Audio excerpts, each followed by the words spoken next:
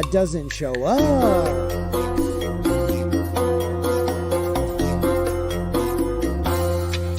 It seems like every week.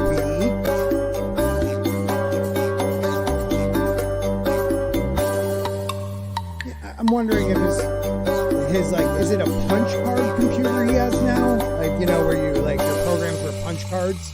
I wonder. You can speak anytime, Slender. It's just you and me, buddy. I know. His hard drive's a reel-to-reel. It's still using magnetic tape. I like that. There we go. Hey, Victor, what up? So should we start off the podcast with yelling? Oh yeah. Did you read my mind? Yeah, we were just talking about that backstage. Like literally. You gotta wait a couple seconds before you do.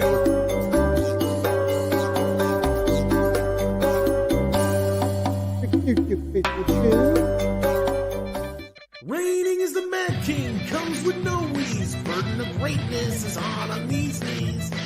Lameness is your particular disease. Touching with jokes, that's my sacred degree. Bloods and Crips got nothing on me. Always dig in, dig out for eternity. That's my war cry, it's on my Bradley. Knocking out movies like I'm fucking Jet Li. You best believe satisfaction's not guaranteed. Mama Susan treats me like I'm a refugee. But I know how to use her. The YouTuber's YouTuber. Fighting on back roads and back rooms. I'll be saving the future. Apology tour, if you will. That this had been said online. There was all of the criticism. There was advertisers leaving. We talked to Bob Iger today. I hope they stop. You hope? Don't advertise. You don't want them to advertise? No. What do you mean? If somebody's going to try to blackmail me with advertising, blackmail me with money, go fuck yourself. Yes. But go fuck yourself. Is that clear? I hope it is. Hey, Bob, if you're in the audience. well, let me ask you then. I wish I was that rich. That's how I feel. Don't advertise. How do you think then about? Fan freaking tastic. Elon Musk still sticking around for the little man and the billionaires. You know, like the cool billionaires. I want to be a cool billionaire. You know what I mean? I mean, I think we'd all like to be a cool billionaire. I want to be a billionaire so fucking bad. What's up, everybody? I got my man Slender Dad with me tonight. Matt is starting up his 1969 moon launch computer because he told us how long ago that he was starting up his computer and be right there. 20. No, we started a little late. So yeah, we did. About half an hour ago. Half an hour ago. I was waiting for him because I told my wife I'd only be like a half hour because Mad said he'd be here. And I know he'll show up because he loves me. Slender, how are you tonight? Let the people know who the hell you are. I'm Slender. Everybody knows who I am. I'm here pretty regularly I like at this that point. Cockiness. I like it because, you know, I don't even know if people really know the real me. I'm thinking of, like, I'm picturing Mad shoveling coal into an incinerator right now, trying to get the computer heated up enough that it'll start. I'm not sure. Turning dials, kicking like something 3 times. It's like the lights come on and off and he just starts kicking it like old school Han Solo.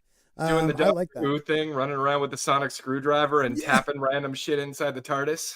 Yeah, totally, man. Just hanging over the edge of stuff, Doc Browning it. I don't know. We can go with even more IPs. I think we did pretty good to show that we're nerds. He's only got 1.19 gigawatts so far. Gigawatts. He's a little bit more. Yeah, just a little bit more. I don't even know if is it gigawatts or gigawatts? Because he says 19 point, or what is it? 2. Oh shit, is it 2.2? I thought it was 1.21. Oh, is it? Oh man, I just blanked. 1.21 gigawatts. Yeah, I could be wrong. It's been a long time. Yeah, it has been.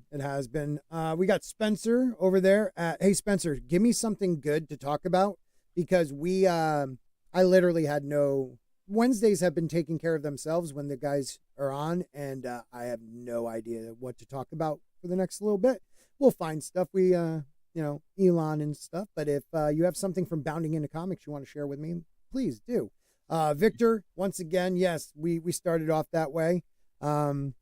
Podcast, yeah, I know. I really did start out this thing thinking I was going to do like video and podcasting, and I am on. There are a couple of my shows on what's Rogan on? Spotify. So you can find me there. Follow me there. Oh, do I see the hair? I see the hair. Here, hold on. Are you ever going to show yourself again? Why don't you do the camera? Well, as soon as I put back up all the panels, because I had to take them down because I had to get to a door behind the panels. Okay. Is that where you and I'm weed? like, yes, and it wasn't paperwork related. Not at all. Not at all. Nope. Okay.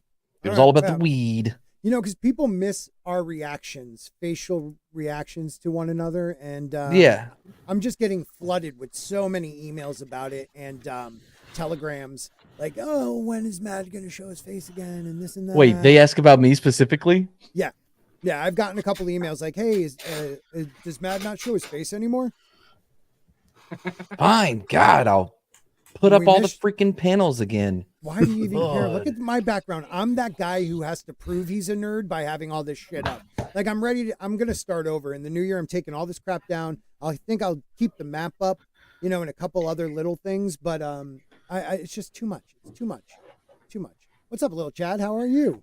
I just got done setting up my PC that can run games made after. Loud, Brahma. Wait a minute. Lil Chad and Matt are both kind of loud. I keep feeling like I'm loud. Am I not loud? Matt, you're good now. I'm okay. Well, I've got to do all my settings again on a new I feel computer. like you're. You know what? Be loud. Be you. Did you get a new PC?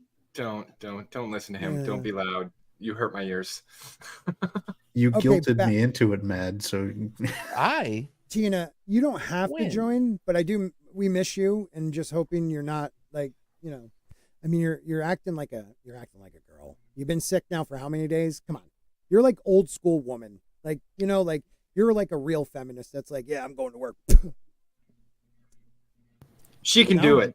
No, didn't work. I thought it was funny in my head. I mean, once you started talking about a woman, I was kind of out of it. Okay, so my buddy. All right, this is how messed up I am. My humor. We have a friend. We found out at work. One of my buddies at work found out esophageal cancer. Pretty large mass. Has been going through radiation, chemo, all that stuff. He's having it shrunk it really like more than they expected to shrink. And on the 21st, where did you say it was? Esophageal. Oh, of course. Yeah. Yeah. He has surgery on the 21st where they'll literally like cut two pieces, like a piece out, and then try to repair them. So he came back to work though for like a couple weeks. He does, you know, he's before the surgery because that's what people do, I guess. So he comes back to work, and I had that day off, this past Monday off. I found out he was coming back, and I texted my other buddy, and I said, tell him, don't fucking die of cancer before I see you. And then, and after I hit send, I was like, that sounded better in my head. And the kid was like, I'm going to tell him exactly what you said. And he took it fine. He has a good sense of humor. I'm calling him Big C now. Oh, I was worried that he actually did die before you got to say it. God, that would have been horrible. I should have lied. That would have been a better story. Oh, no, but now he feels obligated not to, so you have to avoid him until he's in remission. Yeah. Yeah. Shit. The eye contact has been weird. Brahma, it is a weird thing. Sorry, it is a weird thing when people get attached to things to keep them going. Like, oh man, I gotta see what happens in Endgame. I can't die in this airplane. You know what I mean, or whatever. You know, they're like, God, save me from this crash. I gotta see what Captain Marvel's. Or there's going to be a new Indiana Jones, and I just got to see how it ends. You know, imagine like somebody who was like, I'm suicidal, but you know what? I'm going to hold on for the Marvels. Yeah, I know it's going to be amazing.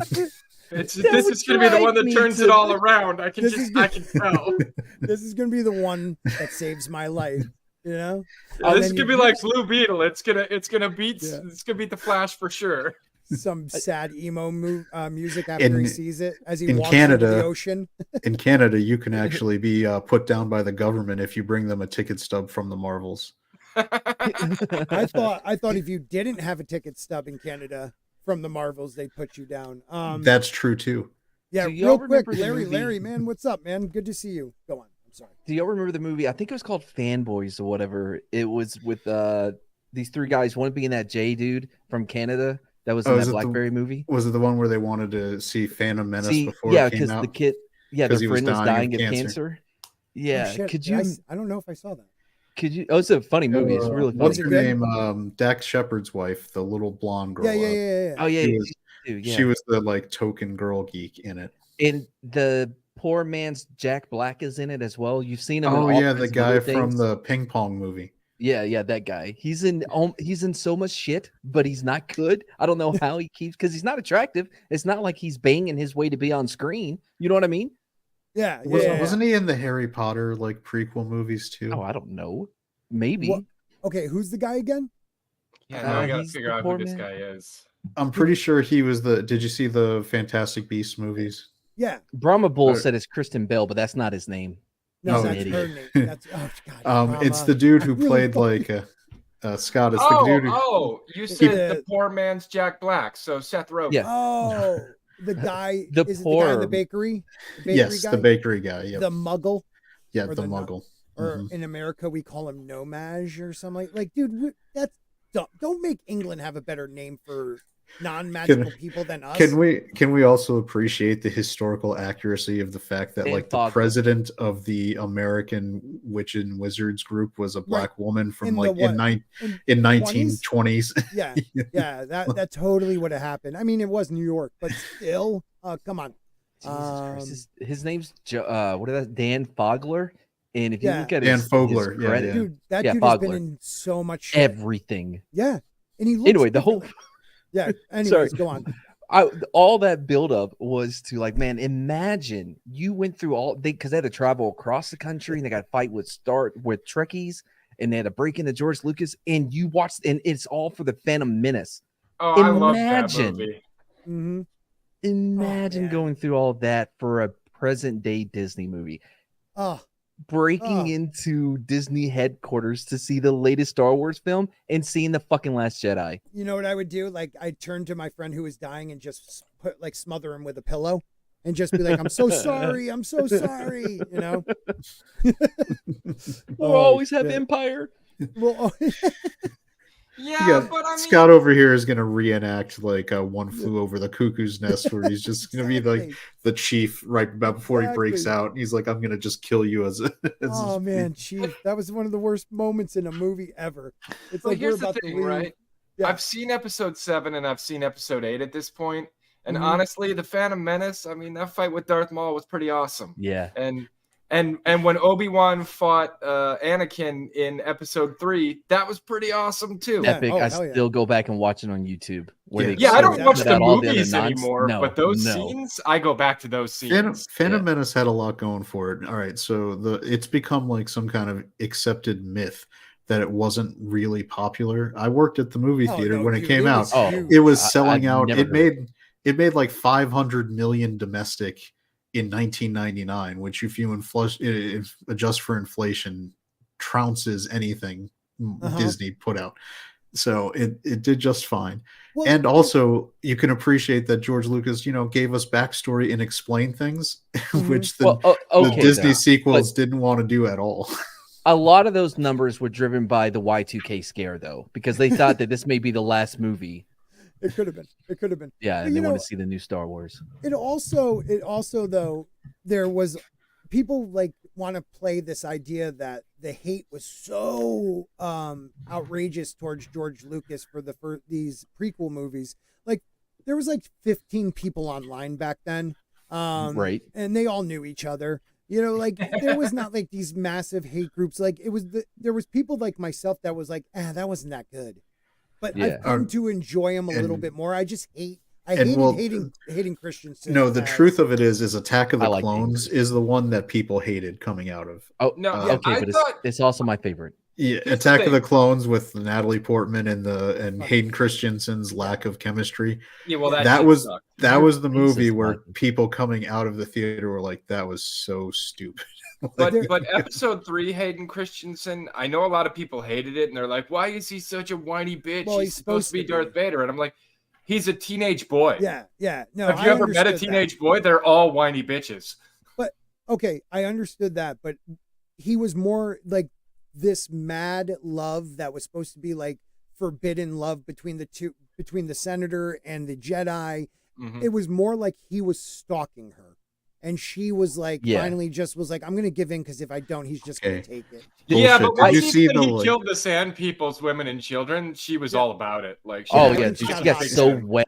She got he needed that sand just to soak it up. Can we also say before that even happened, she was wearing her little black leather dominatrix outfit, and when she's like, "Oh, Anakin, I'm not interested at all. I'm wearing like George friggin' Lucas, choker outfit." George Lucas designed that outfit. That was the one outfit he designed. Oh, he did. He was like, I've been wanting my wife to wear this, but he designed two outfits because Slave Leia was probably all George too. That's true. That's true. Anytime your outfit is made out of metal, that was Amanda designed. Wait, did you ever hear like Carrie Fisher when she was doing interviews about the first one, A New Hope, the first Star Wars? Apparently George Lucas forbade her from wearing bras. Like he wanted nipples bouncing. Yeah, he was like, no, that's not the way Princess Leia would be. And she's like, I've whatever. Okay, George. There's no bras in space. I would have been like, listen, okay, as part of the lore of my universe, they haven't invented bras in this galaxy, so you can't wear them. What I love about Carrie Fisher was that, like, and what these normies who became all of a sudden these sequel fan psychos, Carrie Fisher's she did stand up pretty much when she was telling a story about Star Wars. Like, her timing was so good. Like, you could find somewhere she's just talking about George, like you just said, and it literally, she's one of the only funny women I've ever met or ever heard. Yeah. Preston X over here, guy. Matt has a whole channel of funny women where he can load up content. We were doing a speakeasy and he put that on and it killed the show. We got to get back to that. Wait a minute, what? Yeah. I got this video of these female comedians at this female comedian special event or something. It is a god awful. The jokes, it's so bad.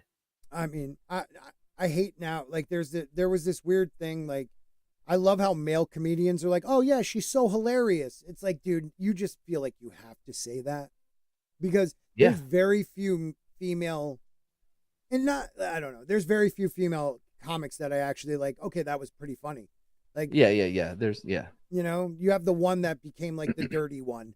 But they all did. I don't find them funny when they play that angle though. Nope. Like, no, I don't either. It's so cheap and easy. I remember. I'm not. And it's gross. It makes me like. I don't want to listen to this. This is gross. I want to go like do so. I want to cut some wood or split some logs or make a fire or something. Get dirty with it, bro. There was this female comedian that I streamed with a long time ago.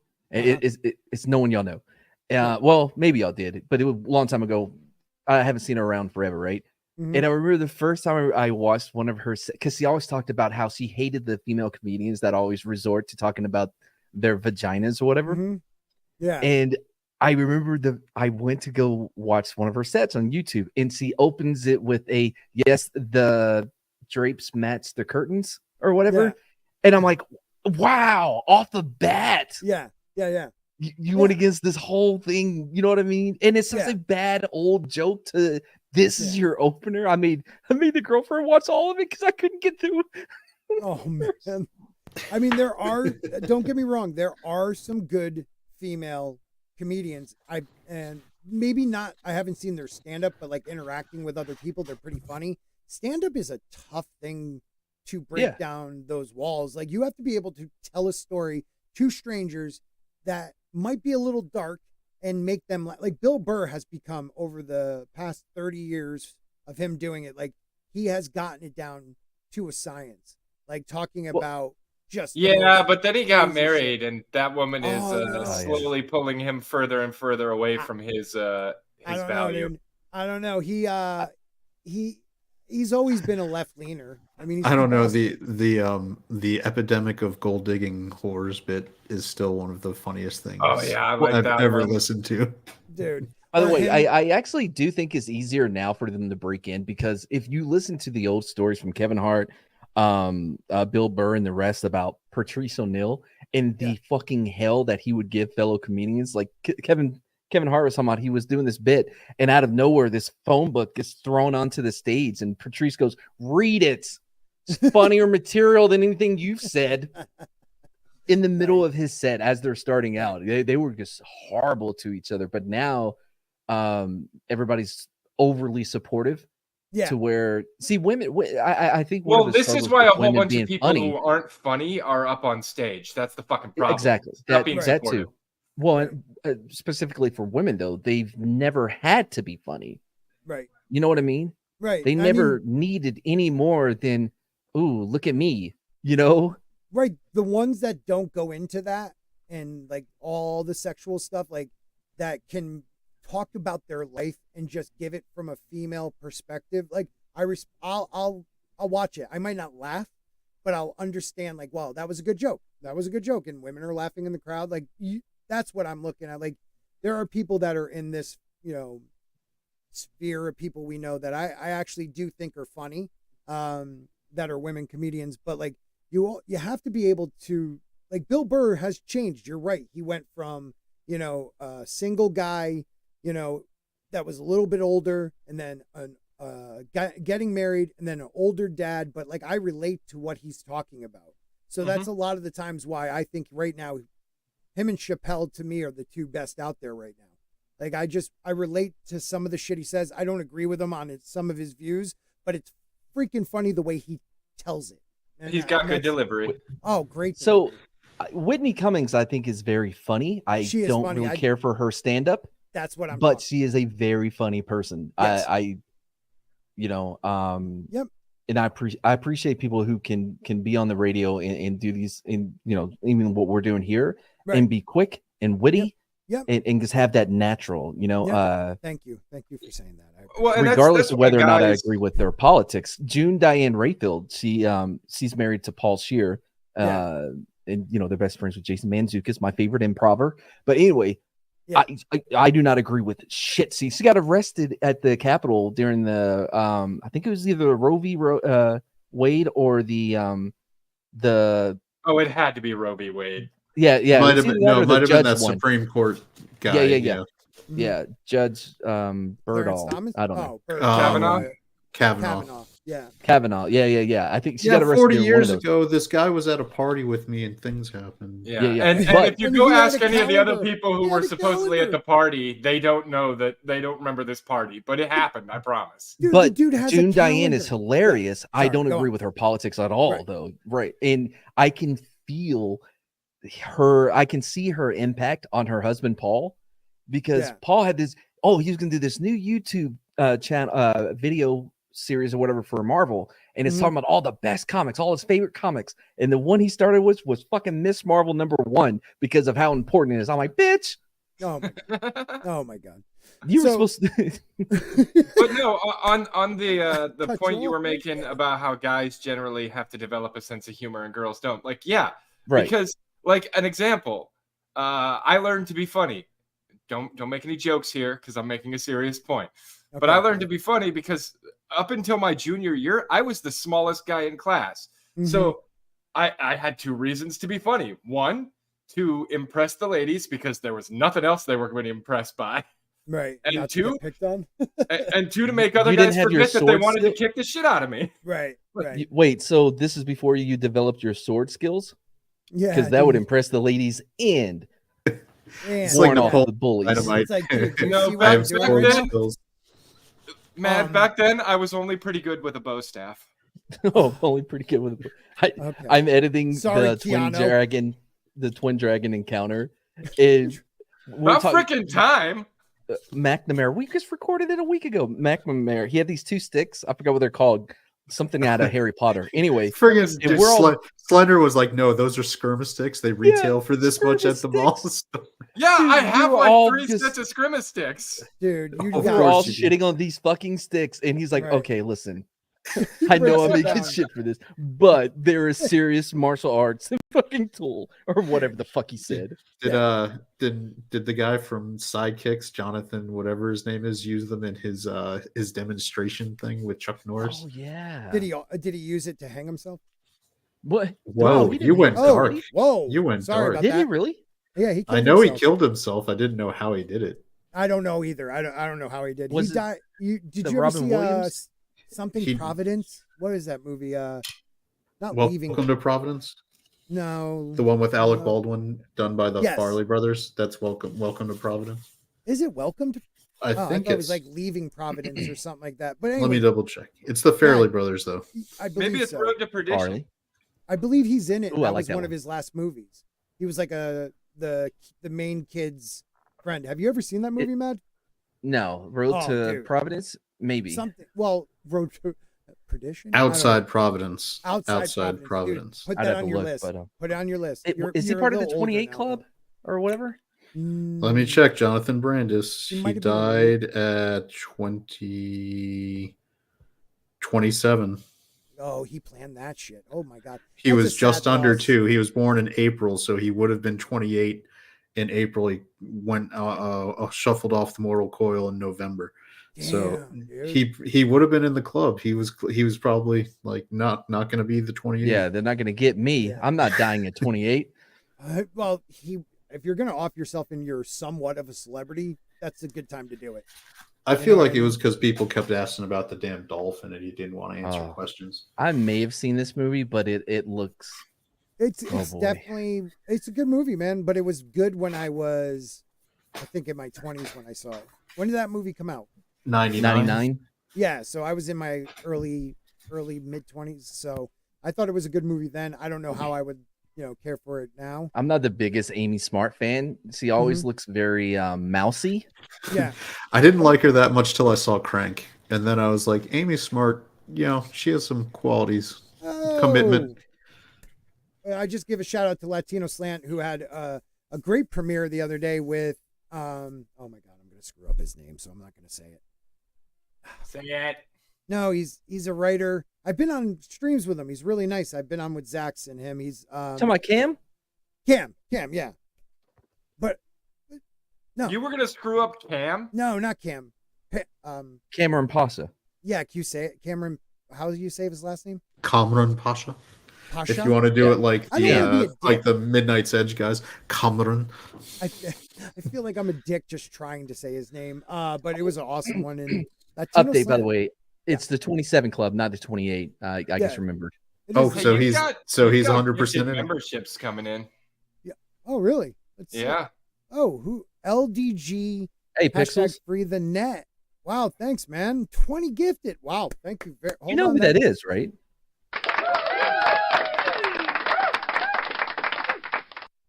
Hashtag free the LDG net. Pixel. Oh, We called him Pickles. yeah. Oh, wow, man. Thank you. I haven't seen him in a while. When did they I go saw do him this? pop up somewhere the other night. I think on comics. I was over on there. That is awesome, man. Thank you so much. Yeah, dude, LDG. Let's get together, man. It's been too Yeah. long, dude. have him on next week with you guys. I love when you run this show. I don't want Walton doing it anymore. He's still like, look at me, I'm Stephen Walton, and I am a 1940s radio guy. You're just, smoother. Let him be on the show. Maybe like, hey, Walton, but Walton? yeah, I What don't want happened him to to him? be I on thought the he 20. outgrew you. He No, found a no. redwood and he's been gone for a few months. You so. literally have to get to about 20K to outgrow me, like in the idea of being a YouTuber's YouTuber, but Wow. wow, that 20 gifts, man. Thank you so much. Let me give you Oh. one more of the cheers with a little giggle. Real quick. So I've been thinking about it. Maybe last week, maybe the week before, Paulie and I, we were on with Zach's talking about Bass Reeves, who I'm a big fan of and have been for a long time, and I did not appreciate what I saw of the show. And I think I hit on what Bass Reeves. The new one that is it Taylor Sheridan? or Tyler? Yeah, anyway, Sheridan. Tyler Sheridan. Okay. Yeah. Big So I think I hit on what it is that I don't care for that movie, and also the Leonardo DiCaprio one where he gets banged by a bear. The Revenant. Oh, Revenant. Yeah, the Revenant. I don't care for that one either because it fucks up the dude's story. But so I think what my issue is that, especially with what I've heard and what I've seen of Bass Reeves, is that they aren't interested in telling his story. They're just wanting to tell a story. Mm-hmm. So his entire journey becomes just a vehicle for them to tell a different story and not be tied down with, I don't know, being Wait a minute. So what you're saying faithful is to like, his actual life. So like taking a comic book source material and just telling the story you want to tell, that but you want to using tell, those yeah. characters. Oh my god, that kind of sounds like shit we've been talking about for years in fighting.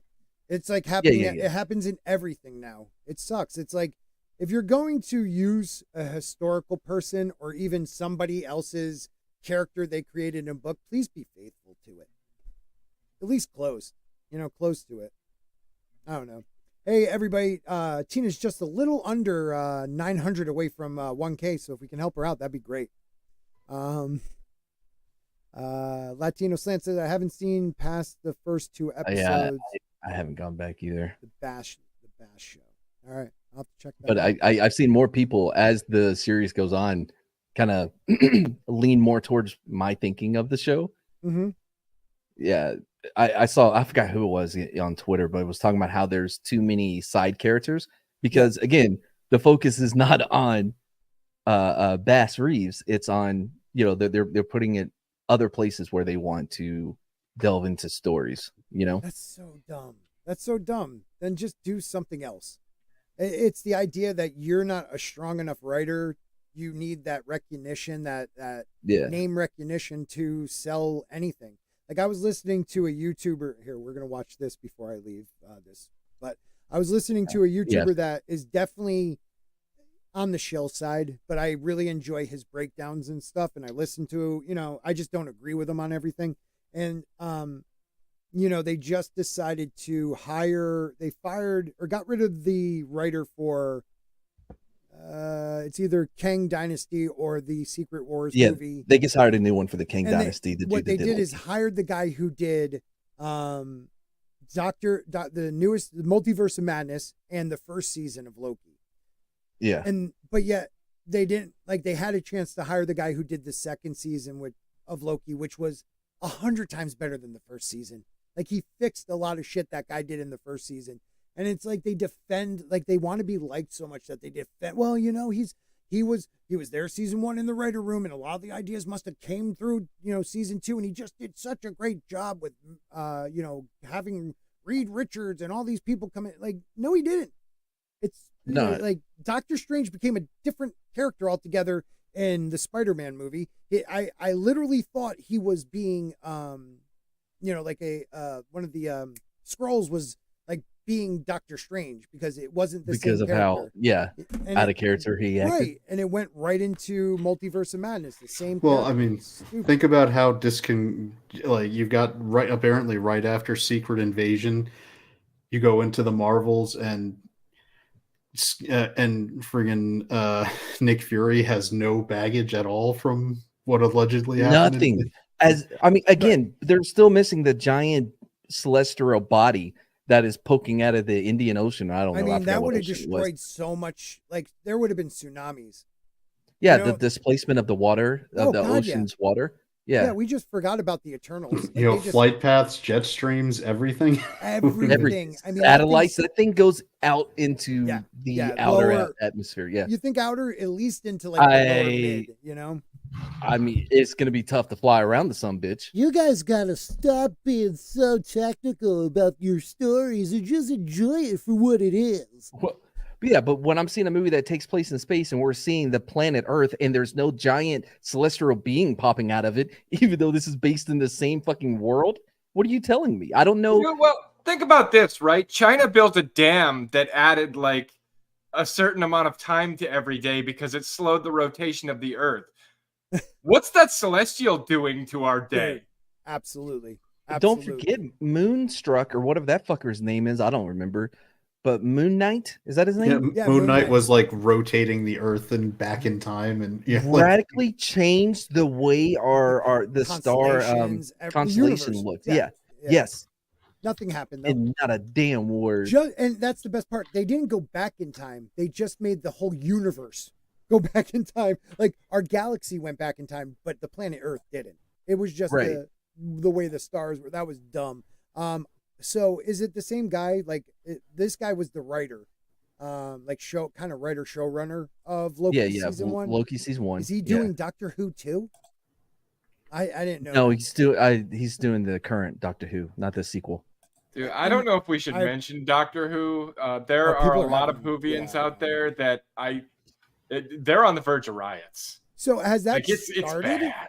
Have they actually had episodes of Doctor Who? Dude, they had the first special because they're doing 3 specials leading into the Christmas special, which will then bring in the new Doctor Who. But for these specials, they brought back David Tennant, who is like everybody's favorite Doctor Who. A lot of people love him, yeah. And the very first thing he didn't embarrass himself. No, he was embarrassed by all the women. They told him how stupid he was.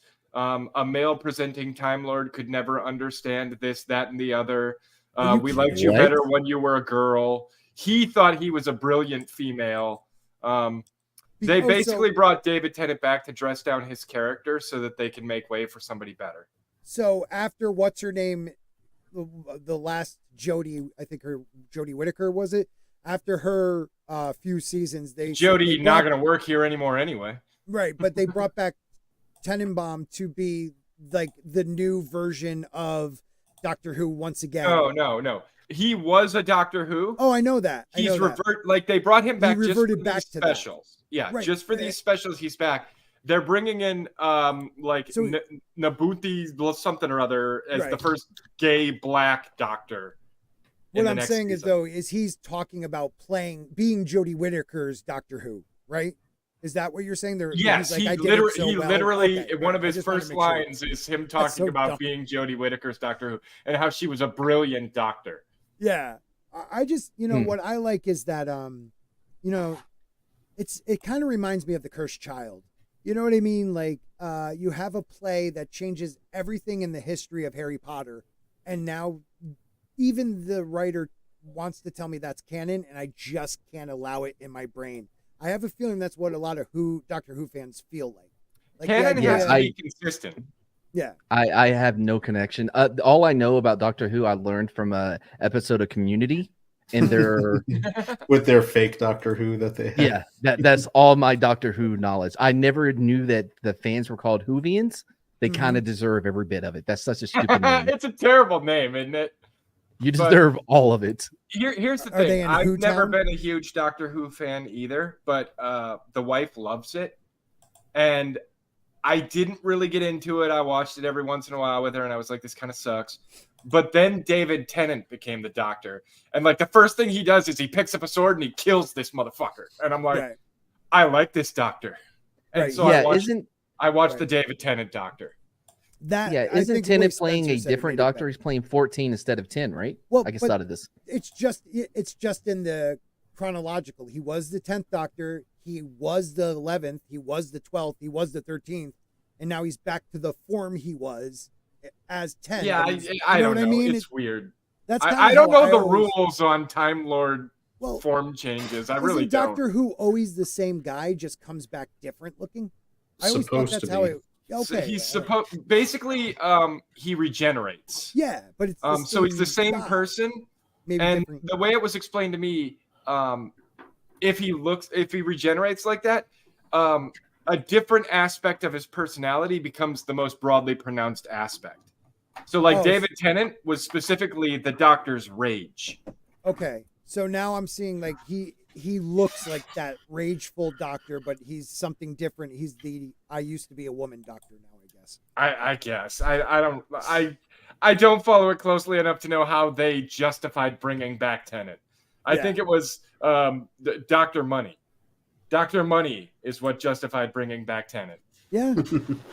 It's because Disney invested in it. So I feel bad for them, man. I feel because Doctor Who fans are maybe okay. They remind me a lot of Tolkien fans because they've been around for so long and they're so passionate about what their material is. You know what I mean? Like that when you try to come at it, they have every reference and every like moment in a show that contradicts what you're trying to do now. And I find that to be really cool. Like, and they went and just ruined their whole entire history and canon, making the first Doctor like the 1000th or some shit. I don't know. It's amazing how all these people get paid so much money to write in Hollywood, but in these studios to produce these movies. No, I don't. Tina, is there any way you could sit backstage? I gotta bounce. You keep talking.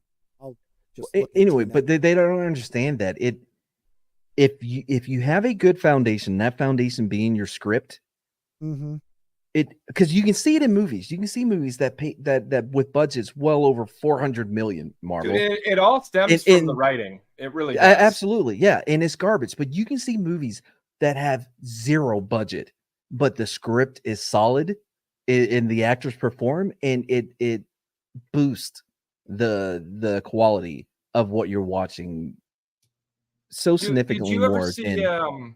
Did you ever see what was that Christian Bale movie? Cuffs. Where they took the pills so that they didn't have emotions. Oh, Equilibrium. Yeah. I'm Batman. Yeah, that was a low budget movie, but that was a really good movie. I mean, District 9, look at that one. If you want to talk about I liked District 9. Everybody I thought Creator was really good too. I really enjoyed it. I enjoyed it way more than most people, I think. Creator was a lot of people thought it was boring. It looked good, but the story could use it looked really good. Oh, it definitely was US bad. So much so that even the girlfriend was like, "Oh, it's all America's fault all the time." I guarantee you, of the $80 million that movie was budgeted, 60 plus came from China. Scott, you got to check your spelling before you post things. I don't really care though. Tina, could you rub from the backstage, please? Okay, that was a good one. Hold on. No, she could not. I didn't mean to say that, Tina. Or did I? Yeah, because I want her to be able to run this like trailer for you guys. Hello, Tina. Hello, boys. Thank you from Robin, Mr. Bojans. You know I didn't mean that. I mean, unless it you was guys are asking into that freaky thing. I don't know. Well, it's a good thing he didn't suggest that yesterday. I would have been quite confused. It's the weirdest worded request for a reach around I think I've ever read. I could do better. I wanted you guys to do better, Scott. Get Captain America, Captain Falcon on there. Do better. Captain Falcon, do better. I would wish. What did you do to your mic? Who? That was Chad. Little Chad, not me. All right, I gotta go, but I want you guys to watch this because I think it was Soul that brought it up. Yeah, I've already seen it. Oh, okay, great. We'll talk about it. God damn it. All right, bye guys. Thank you, everybody. Hey, to Pixels, where is he? Where?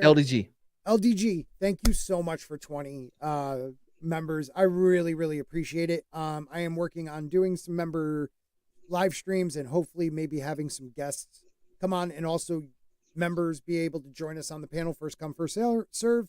But I thank you guys very much. Thank you for being in the chat, everybody. That is amazing. 20 more members. Maybe I'll get paid next month.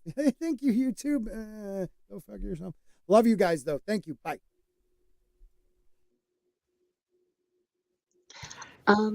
Okay, he left, and then also with him went. He was scary. He was screen sharing it. So. Yeah, so I apologize. I need just a moment. No. We've all seen it. How does he not know that's how it was? I haven't seen it. Oh, you haven't? I will respond to Zombie Box reviews in the chat though when he says what pisses me off is YouTubers who are now covering Doctor Who because it will get them clicks and subs, yet they never gave two flying fucks when the show was good. That's why I haven't talked about it too much because I'm like a fringe fan at best. Like I said, yeah. I didn't really like Doctor Who. I liked David Tennant as Doctor Who. Well, hey, but real quick though, I mean, wasn't the internet didn't even exist when the show was good, right? I think it's been going since like 2004, 2006. Doctor Who's been going since the 1960s, but but there was a time when it wasn't going. Yeah, Eccleston and Tennant have been good, and we had the internet, though fairly lame Yeah. back then. Fucking Scott. I never watched The Who. I never watched. Jesus. But by the way, I don't know where I'm at on the whole covering things just for clicks. You know what I mean? I get it. This is people's jobs and they're wanting to make a living at it. But if they can still do it in a unique, well, that's not going to happen on YouTube. If they can do it in a entertaining way, then fuck it, let them. You know what I mean? If they're just covering it now because it's trending. I don't have a problem with that. I'll give a good example of that because we covered that the Spider-Man 2 video game controversy. But I think when we read the writers' writing samples, remember that whole thing? Oh yeah. Yeah, that was a unique and fun way to do it. That was completely different and yet super entertaining. So, yeah, and I'll tell you right now, I've never played a Spider-Man game, so.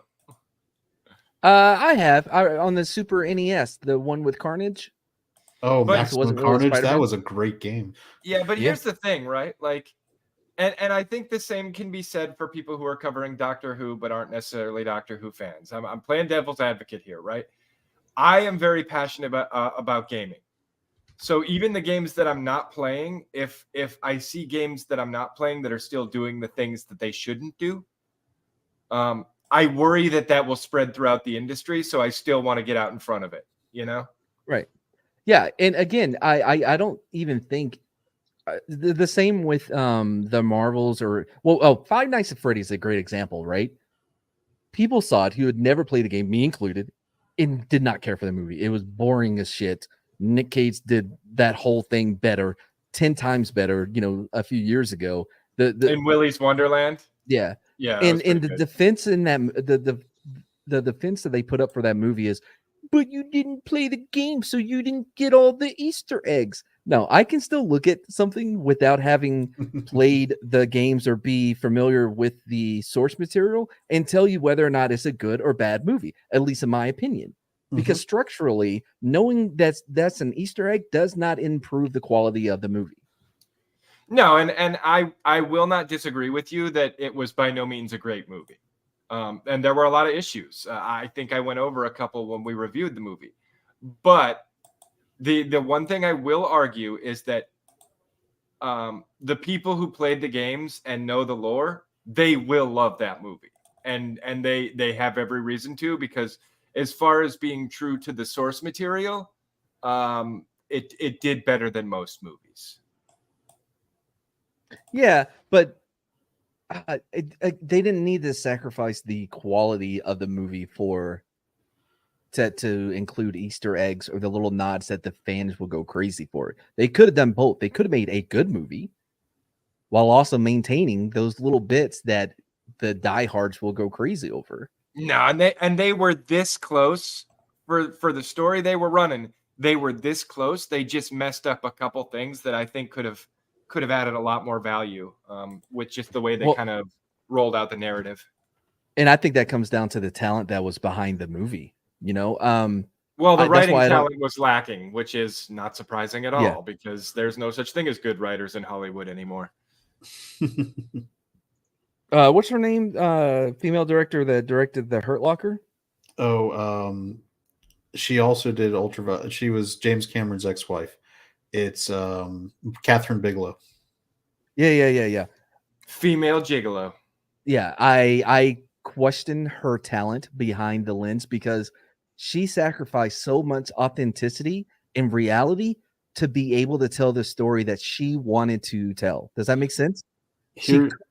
If your story does not work within the confines of the reality or the place that that you're setting it in, then it's not a good enough story. Well, and that's the mark of a good storyteller versus a bad storyteller. You can give me the confines that I need to work within. And if I am a good writer, I can make my story happen within the confines of that setting. If I am a bad writer, I will break my own fucking rules. I will kill my own continuity, and the story will get worse and worse and worse as it progresses. Here's It's the a thing, good though, thing Matt. the MCU has awesome writers then. Oh yeah. I was gonna say, Matt, you know that Catherine Bigelow also did the first Point Break, and God knows that was super authentic on how the FBI did investigations. No, hold on. Hold the fuck on. No, listen, that shit was ghost directed by James Cameron. You telling me Catherine Bigelow on her first movie came up with a radical new technique of filming car chases, foot chases that are still used today? No, her first movie was didn't she Near win- Dark in 1987, a vampire movie with Bill Paxton. Doesn't change what I Exactly, said. and didn't she also win an Oscar? It's not like she. Well, it was for Hurt Locker, so we know how Mad feels. And she also did Zero Dark 30, and which I actually did like. Yeah, and it's got the smartest woman ever put on screen, according to Mad. Oh yes, it does. Yeah, the lady who, as soon as she heard, I've ever seen, he learned her lesson from the Hurt Locker, because this was amazing. Dude drives up, they're supposed to be meeting with, and they're all standing around this car that wasn't checked, and then this motherfucker steps out going Allah Akbar. Before the dude hit the second syllable, she turned around and fucking flat out sprinted away. No questions, nothing. Just turned around and sprinted, while everybody else got blown the fuck up. Yeah, she sprinted. They all got splinted. Yeah. But yeah, no, fucking James Cameron ghost directed fucking Point Break. But I did like Zero Dark 30. I think the difference is that it was based on a true story in a true person, unlike Hurt Locker. So there were more constraints to what she could do with the story, unlike what happened with the Hurt Locker, when she's like, we don't need a lesson to the veterans. And another comment Zombie made here. I liked it, but I'm not a vet. Yeah, this is why the wife has a lot of trouble watching military movies with me, because things will happen in those movies and I'll sigh, and then I'll look over at her and she's looking at me and she's like, what'd they do wrong this time? And I'm like, you'd never breach a space that way. That's just no, that's not how they do it. Why didn't that guy check the corner? Everybody's dead. Nobody checked that corner. And I get so annoyed. It doesn't just happen with military movies. This motherfucker was watching Dune and went into an entire 30-minute diatribe about how ornithopters 20,000 years in the future wouldn't work right because the maintenance on them would be a nightmare in the desert. There's too many mechanical points of failure. Oh my God, it's non-sandy metal. Mr. Bojan is like that with anything that's got martial arts in it. I mean, after 20 years of training, I want to start a podcast with third Mr. dan in Bojan. ninjutsu. Oh my gosh, Slender's over here is like, he'd know what a skirmish stick is. He wouldn't make fun of me. We could talk about spears and katanas and shit. The minute you heard the 2 sticks thing, he was screaming from across the room. I'm like, yes, honey, they know. I don't even need to type it in chat. They got it. I gotta be honest, I'm a little disappointed in all of this for only now coming up with the idea of replacing a woman with a man. Well, he is my male counterpart. So we shall call him Good Take Bojan. That's awesome. He found it out his feet, so he appreciated that one. But circling back real quick though to what little Chad, what Slender was talking about with the movies, it works the same with good movies as well. The Outpost took us damn near 3.5 hours because I kept stopping and explaining why it is so amazing that there's so many spit bottles laying around and why it means so much to me to see the spit bottles. I swear to God, same thing on the ship, right? I would find one in the angle iron and I'm like, what the hell is this doing in an angle iron? We got an inspection tomorrow. If the captain finds this in the angle iron, we're fucked. Nobody will be going on shore leave. Nobody. Anyway, but yeah, The Outpost, check it out. Great movie. It's done by a buddy of mine, Rod Laurie. Ever heard of him? He directed The Last Castle. Which one was The Last Castle? Was that the one Robert Redford? Yeah, and James Giovanni. Gandolfini, yeah. Giovanni? Yeah. Well, whatever. Yeah. It's the flag upside down. It means it's in distress. Well, not the flag. Mad was doing the true Italian pronunciation of the last name. Yeah, Giovanni. Giovanni. Man, how great was Russell Crowe's Italian accent? I want to see In him the do Pope's that Exorcist? accent. Yeah, I want him to do the accent in every movie. I feel like he started doing it in Thor: Love and Thunder when he was doing Zeus with the Greek one, and he got to the Pope's Exorcist, and he's like, those fuckers wouldn't let me go all in on the accent. Let's really do this one. I hope if he gets any new scenes with the sequel to Gladiator, he leans really hard into it and be like, "It's me, I'm Maximus Glorious." I forgot his name. Shit. Maximus Decimus Meridius.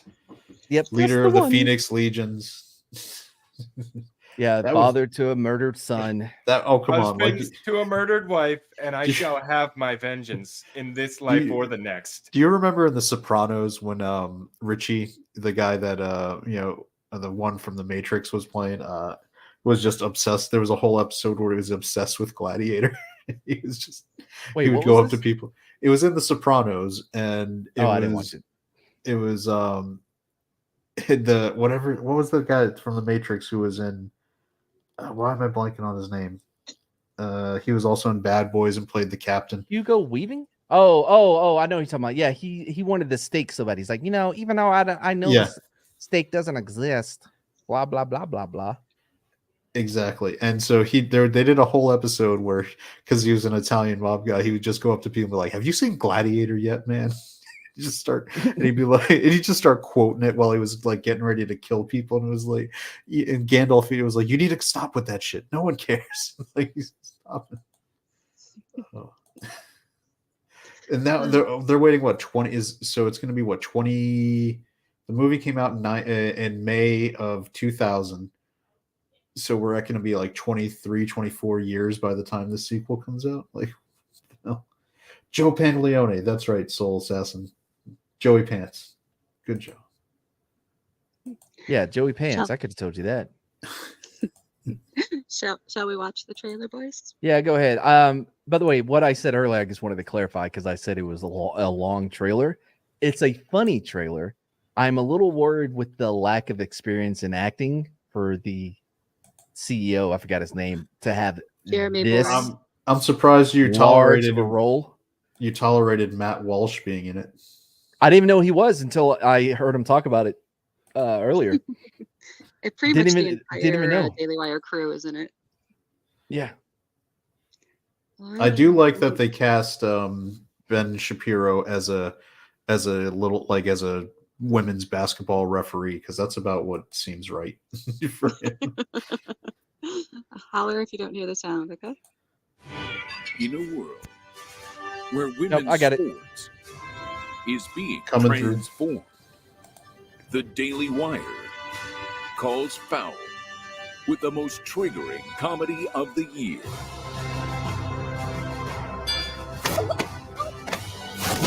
Can you pause it real quick? So, Small Time Republic brought up how John Lovitz kept quoting The Godfather 2 and City Slickers 2. I guess found this out the other day, right? Mm-hmm. The dude, the old guy that dies in the first one in City Slickers, the old cowboy, Jack Palance, he won for Best Supporting Actor in the first one. Yeah. Well, because he was dead. Yes. Yeah. Oh, he had a twin. I forgot about the twin though in the second one. Anyway, Curly's Gold. Yeah. Do you know who he beat out for that Oscar? Jack Nicholson from A Few Good Men. Yeah, but Jack Nicholson had already won an Oscar, so that the Best Supporting Actor. So that makes his second nomination less than. That's how it works. The way they do the Best Supporting Actor, it's always the Oscar they give somebody for, like, oh, you've had a great career, and we want to give you an Oscar. Robin Williams for Good Will Hunting is a perfect example. Oh no, but he earned that one though. Well, that's also the one that they finally gave John Wayne an Oscar for, was Best Supporting Actor for True Grit. The first one when he played Rooster Cogburn. Yep. Supporting actor though. Wait, how is he a supporting actor in that? Because that was the category they put him in. It was BS. Yeah, they were just giving that was. You're telling me it's up to the movie. It's up to the movie what category they get submitted to. There's some quality. That's the same as like the Martian being nominated for Best Musical and Comedy or whatever. Yeah. I mean, that was Golden Globes. Oh, sorry. Point stands. You can press play now. Before you press play though, Mad, I know what the problem you're having is. You are operating on the premise that those awards are given out based on merit. Yeah. I was thinking that when you started. I was like, oh yeah, that's my fault.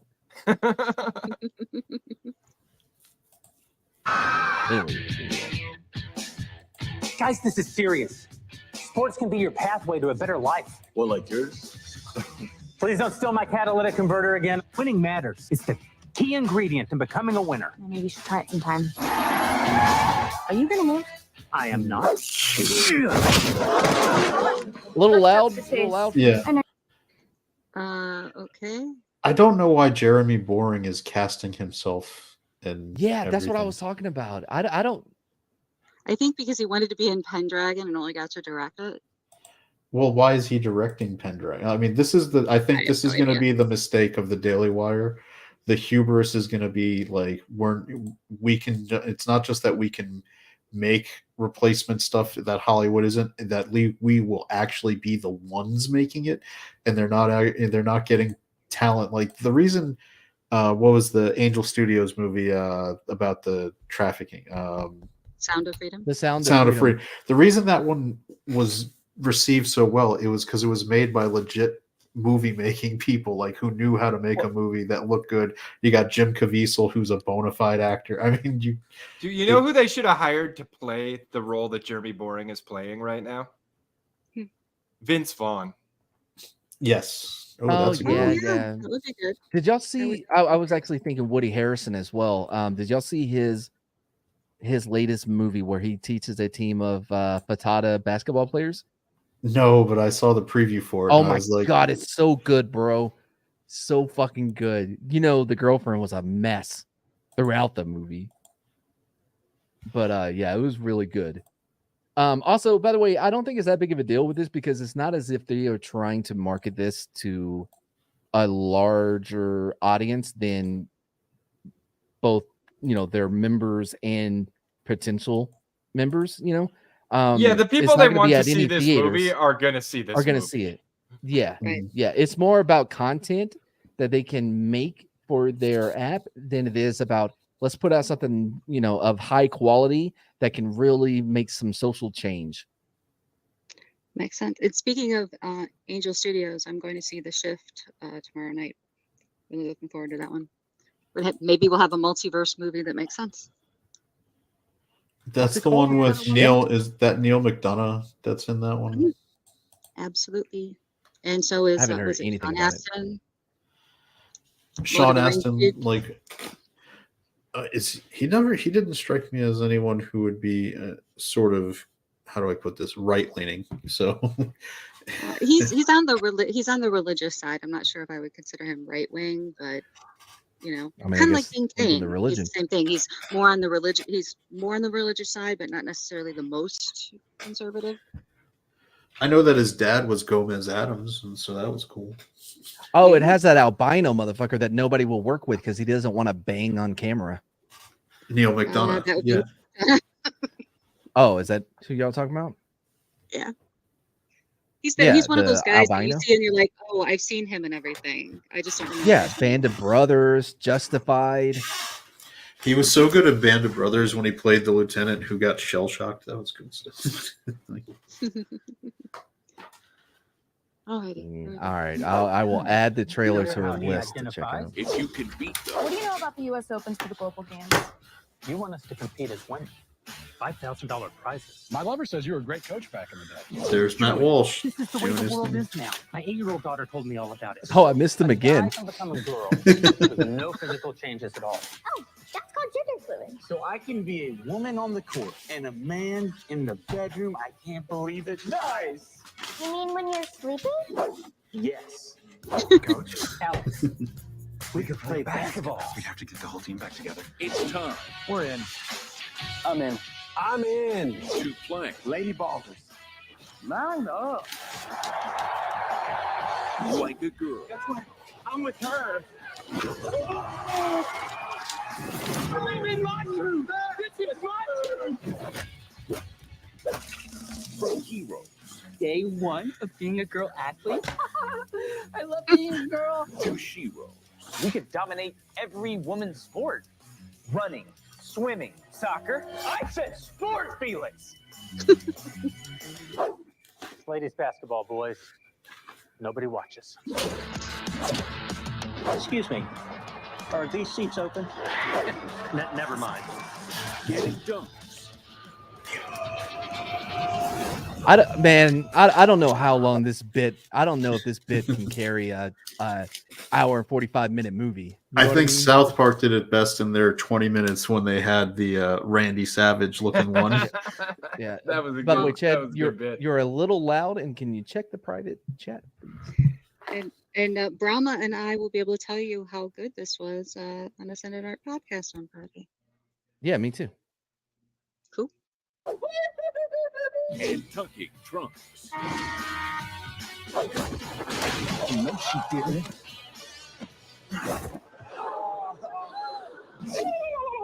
That's the biggest I've ever seen on a lady. I don't care. Lady ballers. I think that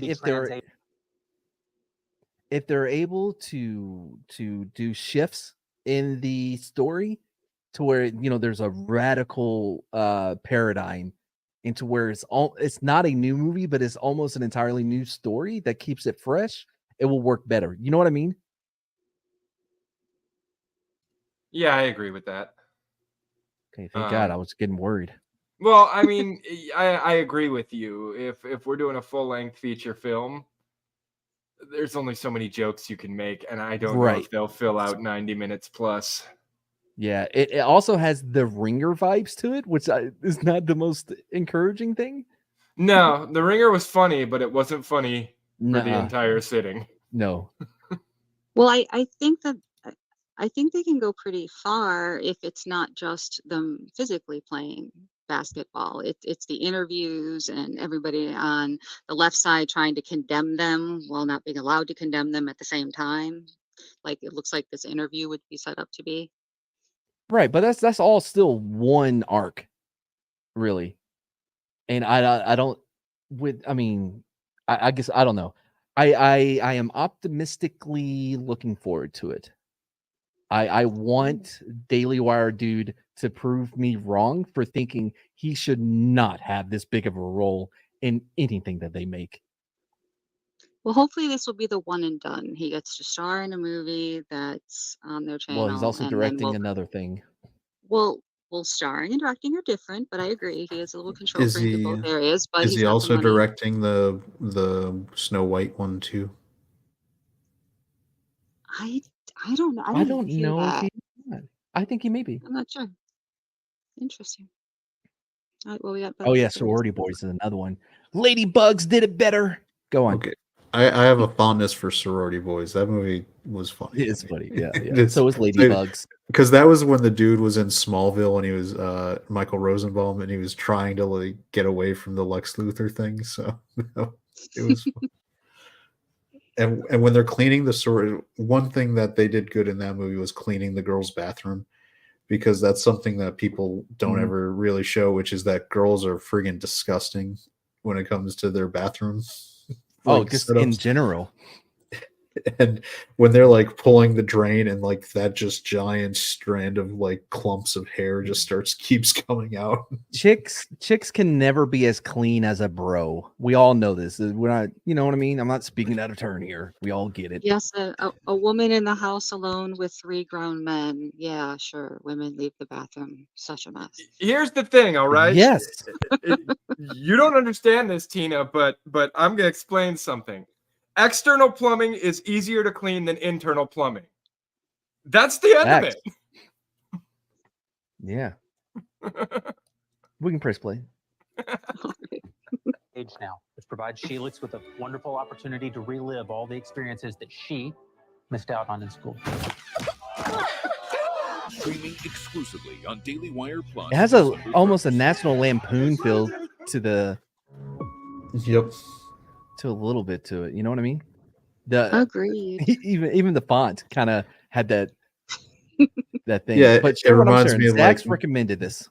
It looks like Naked Gun. It looks like all the other.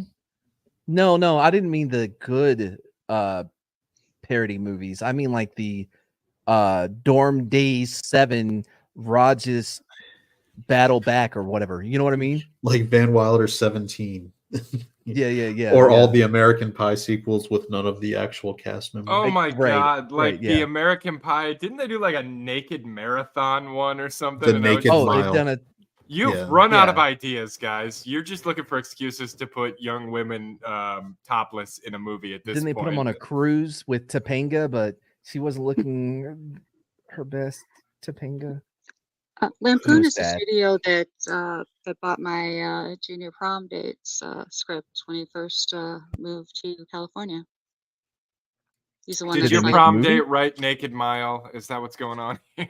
No, he didn't write Naked Mile, but he wrote for Leno. He actually wrote the entire most recent Beavis and Butthead season.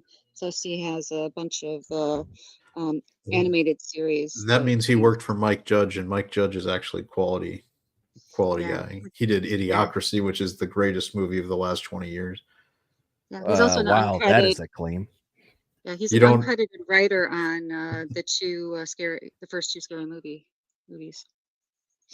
He worked with the Wayans brothers on whatever that show that they did with Jim Carrey. The Wayans brothers show? Yes. No, yeah, the one that was better than SNL. Oh, you're talking about In Living Color? In Living Color, yeah. Oh my God, Dorm Days is a real movie? I thought I was just making up a title. It came out in 2003. See, Soul Assassin gets it. We are living through Idiocracy, so that's why I put it as the greatest movie of the last 20 years. Because it's nailing so much of what's going on. It's a documentary at this point. Oh man, they did a series called Hostel Days. So it's like combining Dorm Days with Hostel. That should be awesome. Anyway, are you sharing what I wanted to share? This was recommended by Zax. Oh, I'm sorry. I didn't hear the request to share. Hang on just a second. Oh, that's all right.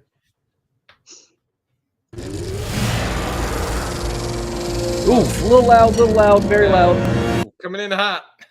Okay, I didn't know that I adjust the volume there, folks. And plus, I've stuffed up, so you all sound quiet to me.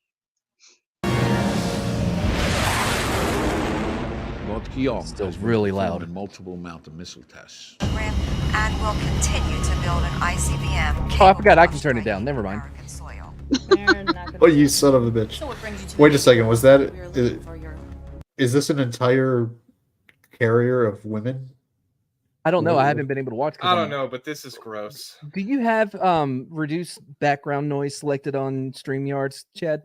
Yeah, I put a goddamn message in, man. I can't deal with it right now exactly, but yes, So I do. what are those fucking uniforms? Those are not Navy uniforms. That looked like Air Force. I missed it. It looked like it was Air Force actually. Let's see what happens. All right, Zach says this is amazing. So, Baratheon has been performing multiple mountain missile tests. wait, what has? And then whatever fake version of North, fake North Korea. Not anybody anymore. Has been So- performing multiple mountain. Baratheon has been performing multiple mountain. North Pyong? Oh, I think that may be the that's what it capital of sounded North like. Korea. Isn't that Pyongyang? Yeah, Yeah. You're Pyongyang. And will continue Don't to talk about build my an Pyongyang. ICBM capable of striking American soil. They're not going to do anything. So what brings you to the Navy, Colonel? We are looking for your best pilots.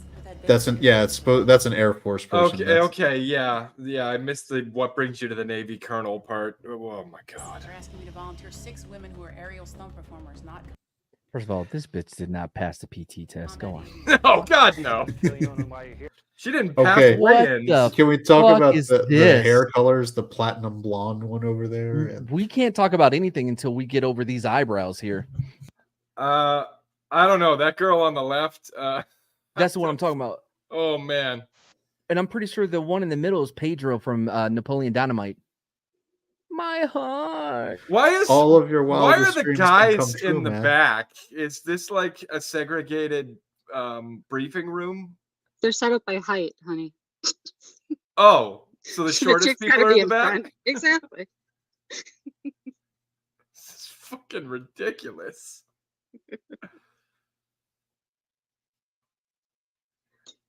And yeah, you're not supposed to dye your hair like that if that's what that is, because I don't think that's a natural. Oh, you don't think that's her natural hair color? Fuck no. What, you don't think she's her taming eyebrows. dragons and freeing people in her spare time as the Daenerys over there? She's like the discount female Witcher. Dude, there's only 2 guys in here, and they are way in the back. Yeah. Wow. I'm sorry, I didn't notice them for a while because of Geraldine of Rivia over there. Mad. The reason they're in the back is because they can see in 4K. So the girls can.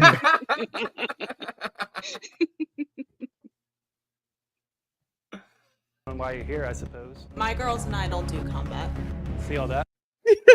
Okay, well, at least they get it. Hold on a second. Go back for a second. Just go back like a couple frames, because it seems like Platinum Girl, apparently when she's off shift, gained like 18 pounds. Look at this. And I her don't think that's the hair same changed from chick. silver to blonde. Yeah. No, that's what that's the definitely hell? the same chick.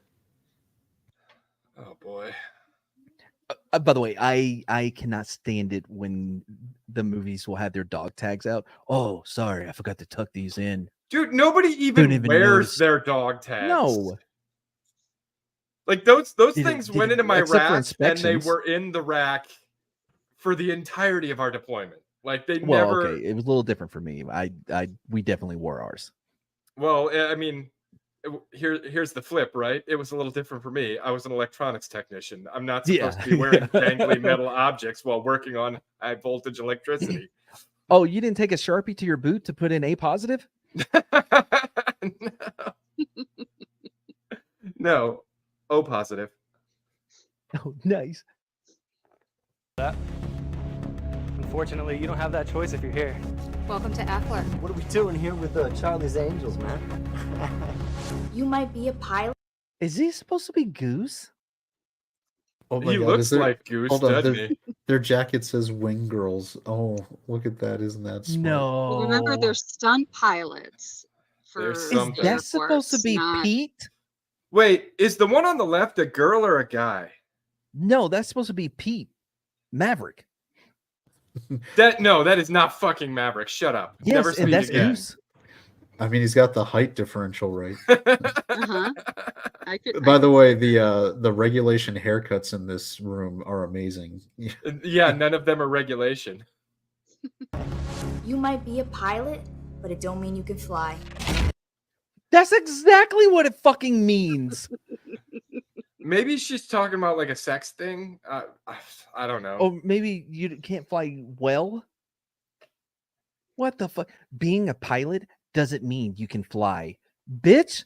Dude, I hope at the end he says to her, "You are still dangerous, but you can be my wing girl anytime." Yeah. Looks like Goose, but acts like Iceman. Oh, that's right. Well, yeah, it's the way he flies. Ice cold, no mistakes. You know, you do. You get bored, do something stupid, and he got you. Oh, the blue screen on What? this outfit is Okay. terrible. Wow. Is there any more doubt that that is supposed to be Goose and Maverick? Because this sumbitch is a ripoff of Top Gun. They're definitely yeah. I guess they couldn't get Goose and Maverick back to make a movie where they could character assassinate them, so they're just making a different movie with lookalikes to stand in. Why would the Air if Force they be do not recruiting people to fly F-18 Hornets? That's the Air Force doesn't have Hornets. It's killing me. Well, No, the real Air quick. Force doesn't need Hornets. The Air Force has far superior aircraft in their arsenal. The only reason the Navy still uses that shit is because it's a lot harder to launch one off a flight deck.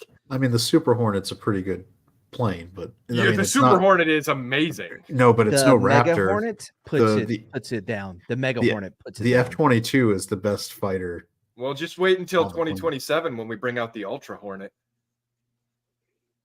Nicknamed the I mean, I was Murder gonna Hornet. do that. I literally By the was way, going to say, wait until the Ultra Hornet comes out, and I was making that up. if, Well, if, you if got to be we don't faster. Great minds think alike. If we don't see a scene where these chicks are competitively knitting with the song playing with the girls. No, what they're gonna do is they're gonna play volleyball with their shirts off. And only trad women know how to knit. None of these bitches would be able to knit, I guarantee you. Oh, look at how angry Bad Take Bojan got about that one. Like, she's like, how dare you make a like, knitting joke? It's like, what's wrong with knitting? Hold on, what's There's wrong nothing with wrong with knitting? knitting, and I can No. train these little bitches how to knit, but I guarantee you they're not. Man, They can Tina probably sounds- sew patches. she's like, all right, you little bitch, knit one, purl two. Let's see if you got the right stuff. Exactly. Tina is such a knitter with attitude. Take a look at the needles. You're in my world now, fly girls. Get it? Get it? I get it. NWA or KWA in this case. But it don't mean you can fly.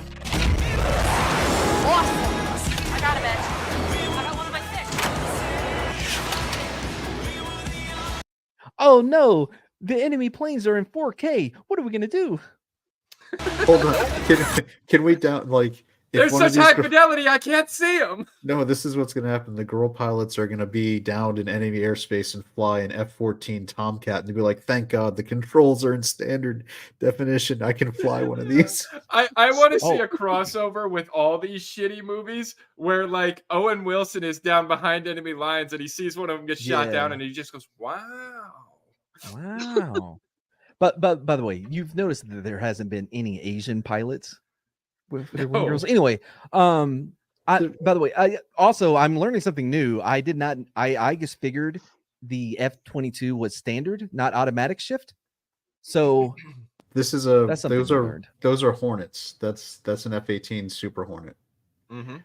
So the other thing that doesn't make sense is if you're trying to do some kind of secrety mission, you're not going to use a non-stealth airplane because we've got. What if it's the only one that comes in automatic? They had to make a whole explanation in Top Gun 2 for why they would be flying the Super Hornet instead of the better jets that they have.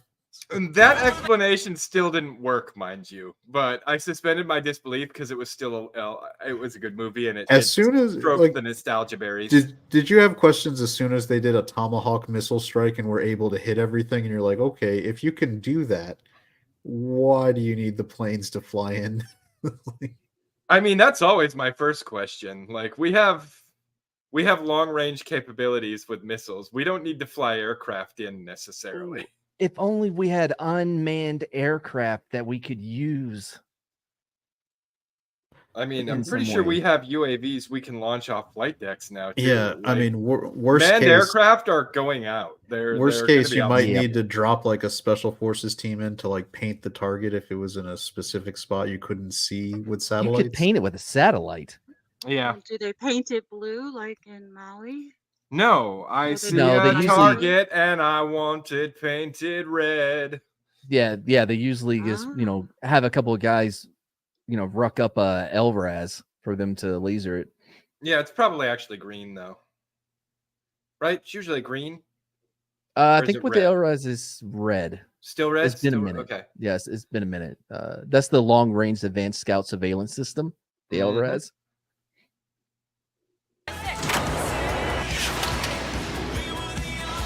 I mean, it is such a ripoff. Still here.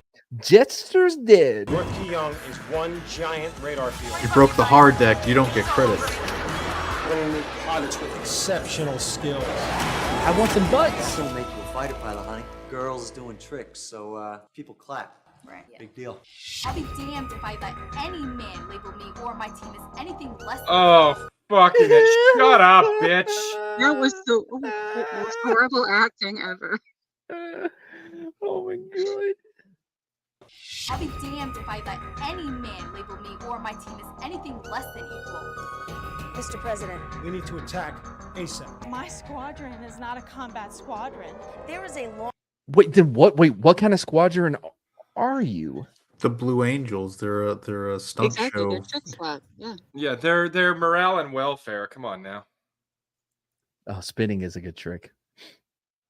range. It's already on YouTube. Guess what we're watching Guess what we're watching on Friday. Oh, we are definitely watching this, and I don't want to, but I Their next air show is over North Keon. Commander called. Oh my God, they are like the Blue Angels. Yeah, and I Soul thought you were Assassin bullshitting. Yeah, Soul Assassin shared the link, by the way, to the full movie on YouTube. Nice. It's in the chat. Mr. President. We need to attack ASAP. My squadron is not a combat squadron. There is a long-range ICBM in the air as we speak. A long-range IBM. So, all right. What's it traveling at? 4 miles an hour? Like, I mean, it's too late if you're saying it's in the air. That's what I'm saying. ICBMs are in space until they get over their target. Sorry. You need to get Star Wars programs from Ronald Reagan to take down ICBMs. You don't take them down with planes. Oh boy. Jesus Christ. Wow. Break the news to them. Their next air show is over North Keon. Commander called. She said it was important. I think you need to return back to base. These bitches are on a farm, and there is an IBCM. Matt, instead of playing volleyball, they're going to be riding horses. Of course they are. That's a girl thing to do. Yeah, they're going to be doing rodeoing, like barrel racing or some shit. Barrel bunnies. You're going into a battle zone. You are going Okay, to be how long do they have an battle ICBM zone? from when it's launched to hitting a target? An ICBM from anywhere in the world should be measured in like an hour or two, at most. At most, they are getting from north. It's from they are north getting beyond. they're getting moved from some place in the U.S. where they're horse riding to their planes to fly a mission over some fake Asian country. Okay, I know what happened. The fake Asian country, they don't actually have propellant. They launched this ICBM with a catapult. Oh, it's And an so now analog. Now it's just kind of floating through space. They have it attached to a hot air balloon, and it's just floating gingerly with the prevailing winds towards the target. That They makes stole that technology from China.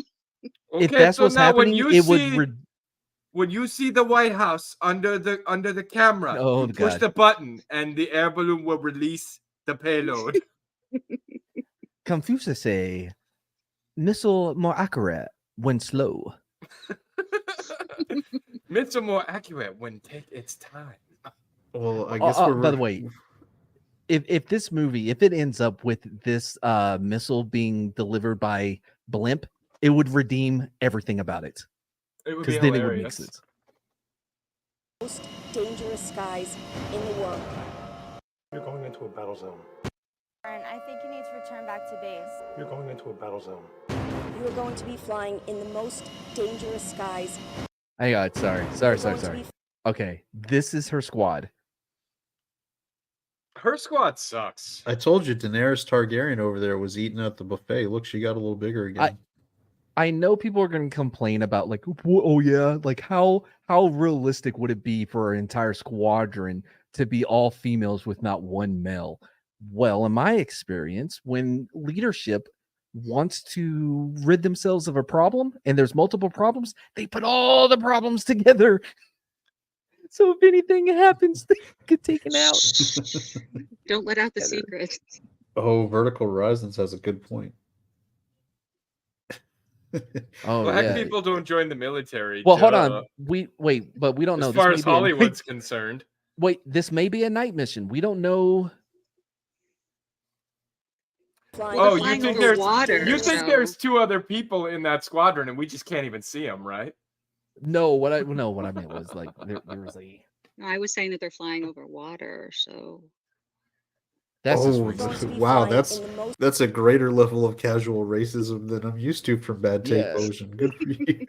Okay, I do want to point something out though, before we continue. Water survival training does happen to be part of boot camp, and you know we have a lot of African Americans who are in the Navy.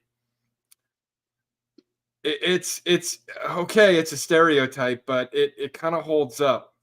They needed a lot of help learning how to swim because a lot of them sunk like rocks the first time they hit that pool. Yeah, the stereotype is a stereotype because of reason. You know what I mean? Yeah. And I don't know if that's like a growing up in the inner city thing or what, but like probably. I forget a where lot of it them was, had to take remedial swimming training. But I remember years ago, or it was somebody talking. It was like, we call it stereotype, but another way to say it is pattern recognition. Just like, wow, that was shit! Fucking the girlfriend had a great line. I'm not racist. I'm observant. Oh, I like that Okay. one. I had a previous career as a auto claims adjuster, like a accident investigator, injury claims guy, and I can tell you the stereotype about Asian drivers is accurate. So. You ain't gotta tell me, yeah. Now, and I do Soul gotta Assassin, this say, is me. I'm sorry, Soul Assassin. This is me on like cold medicine and not a lot of sleep and a little hyped up with some Benadryl. So Is this why Tina about to go Roseanne? This is working pretty well, but no, Mad, you do have to give Shred a posthumous high five from me for that one, because It was really good. Wait, that is posthumous? freaking Did funny. Shredda pass away? I'm sorry, man. No, I just don't want him to give her the high five until she's gone. Like, I don't want her to know I gave her a high five. On Shredda's deathbed at the wake. Yes, give her the high five as she passes away. You want it to be like that meme with the hand like drowning, sticking out of the water, and the person gives him the high five at the end. Yeah, because she's younger than me. I assume I'll be gone at that point, so I can't like give her the high five myself. By the way, I'm not gonna tell her any of this. Aw. If it wasn't so good, I would have stolen it. You know what I mean? But it was too good for me not to give credit. Yeah. You just can't let her know you gave credit. Absolutely not. No. That'll go to her head. Chances of survival on a scale of 1 to 10. Not how chances of survival are measured, but go on. On a scale of 1 to 10 is a 4. Well, that's What not as does that dramatic as I even thought. mean? That's like a 40% chance. Yeah, so- Okay, we had. Okay, this is a thing. I'm gonna tell a story. Hell no, I save all my inches for the bros. So I was at C school. No, it was A school, because I got force converted to signals intelligence. And during the graduation, I'm one of the oldest guys there because I'm in my 30s at this point. And a bunch of people fresh out of boot camp are becoming signals intelligence guys. So they're there. So a bunch of 18, 19, 20-year-olds, right? And this bitch commander, and I will say flat out, she was a bitch, during the graduation ceremony, made this sweeping speech about how, like, and the parents are all there because they're proud of their kids and everything else. And this is their first time seeing their boy do whatever, seeing their little girl do whatever. But like this commander, she says to these parents, some of your children will die. Wow. Like, this is not the speech you make to a bunch of proud parents who are just watching their kid graduate from A school and go to join the fleet for the first time. But she said this shit like she's talking to grizzled fucking veterans or some crap. And Matt, maybe I'm wrong here, but no leader should ever be saying that to people who are about to go on a mission. You say, listen, we're going to follow orders. We're going to stick to the plan. We're going to do what we got to do. It might get heated, but we're going to do our best so that we all come back alive. You know, like we will all come home. Yeah, nobody's going to say we're all going to die. Like, I'll be the first to step onto the battlefield, and I will be the last. That was a really good speech that he made in that movie. It was, like, I really liked it. Oh, that movie's amazing. One, it's Cav, so obviously I like, even though it's the haircut, but I still got love for it. Yeah. But yeah, dude, that movie's fantastic. Even what's his name from American Pie was good in it, and he's not good in much. But just, I mean, based on the situation and who you're talking to, like, there are certain things you just don't fucking say. No, nah. And like, even if you're going on a dangerous mission, you don't say, "Oh yeah, your chances of survival are like less than half. You're probably gonna die." I think that there is it's situational, because there's times where you need to be honest. Like, look, motherfuckers, y'all need to be on your fucking shit. You know what I mean? Fucking. You need to be as high speed, low drag as possible, because this ain't no joke. Like, this is real shit. This is not a joke. This is real. You cannot fuck up out here. We're gonna do this right. But and like maybe your direct leader, like at the lower level, will be like, yeah, this is gonna be bad, dude. Like this is gonna be fucking bad. But like the captain, the platoon commander, those people, they're not supposed to say shit like that. No, they're the ones that come up to you. I should know this happened. We're coming out of the field, so we're watching the vehicles, and I'm watching at Bradley with one of the water cannons. Mind you, it is pouring down rain as I am squirting water onto this vehicle. Oh, you had to do the same thing I had to do. They'd make us go out and sweep the decks. So that we'd have to sweep the water off the weather decks in the rain. Oh, yeah. Stupid shit. But this major comes out. He goes, this is it. This is scout weather. This is when we do what we do when others won't. I'm like, sir, you don't need. I'm squirting it. I don't need the extra motivation. I don't need to be inspired right now. Nothing you say can inspire me. This is bullshit, but I'm doing it. But the worst I've seen though, so there would be a rotation on the fob that I was on at Falcon, right? Mm-hmm. Where different units or whatever would send people for the towers to man the towers that are around the fob or whatever, right? And you only have to do it every few weeks or whatever. Anyway, Brahma, stop making me laugh. So we go, and we just came off of a mission. We're dirty. Our gear is half on. You know what I mean? Because this we do. Oh, I'm sorry, that wasn't Brahma. That was Soul Assassin. I saw Brahma earlier. Their pictures look. What is Soul Assassin's picture? I don't know, but anyway, I'm getting distracted. Sorry. There was all these finance guys out there that were having to take their eye vest out of the plastic because they have never put it on. They have not even put the magazine packs or no the magazine pouches on there. They had to put it all on because they've never taken it out of the plastic. And this dude sits here and he goes, "It wasn't just a few days ago that a soldier in a tower got shot and killed over at whatever fob," he said, right? And afterwards, somebody came up and was like, "Man, he's been telling that same story for the entire tour. We've been here 8 months, and every time there's a new batch comes in, he talks about this dude being killed just a few days ago, and it was like months ago. But he's trying to build up how dangerous it is." Yeah, he's trying to make you, take this shit serious. Yep. All right. Wait, what? Wait. On a scale of 1 to 10 is a 4. We do not accept these orders. We do not accept these orders? What? First of all, bitch, you got a mouse in your pocket? What are you dragging me down with this? Well, that's what Gen Z is saying all over TikTok is go ahead, go to war, draft. Gen Z won't. Yeah, Gen Z's not going to serve. We'll just go over there and just sit down and protest. Yeah, enjoy your court martial and eventual bad conduct discharge. That's it. You're gonna pack up and leave as soon as your country needs orders. So that's it. You're gonna pack up and leave as soon as your country needs. If you get the bad conduct discharge, can you still get the trans surgery that they're joining up to get? It's always better to get any surgeries before you get out. Yeah. Pack up and leave as soon as your country needs. And I'm not gonna watch my sisters die in North Kia. What is it? Anybody see it? It's an ambush. Soul Assassin, we'll do it on Friday after the Ascendant Art podcast. Dude, that may be one of the greatest line reads I've ever heard. What is it? Anybody see it? It's an ambush. It's an ambush. Sir, get them out of there, Colonel. What does he say? Sir, get them out of there, We're Colonel. a demonstration team. In 3 days, you will attack North Kia. Wait, 3 days? How slow is this thing? Better be on a blimp if they have 3 days. Why are they sending in? This is so stupid. We have stealth. I love how they have to have a demonstration team to prove to people that women can fly these jets.